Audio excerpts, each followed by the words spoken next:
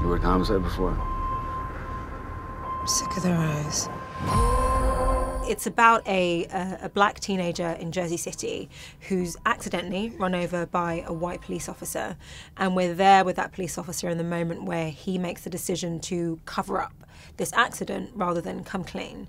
And then my character, KJ Harper, and Michael Mosley plays a character called Fish Rinaldi, end up being a prosecutor detective team who get this case thrown on their laps and spend the remainder of the season trying to figure out the truth of what happened.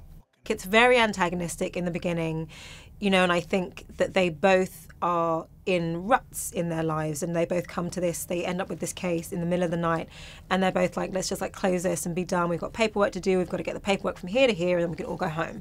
And I don't really have to spend any more time with you. And it's a very difficult start, but you know, over the course of the season, they both change and they both grow, and I think they both rediscover quite a strong internal moral compass, and that brings them together, and they end up as really unlikely friends.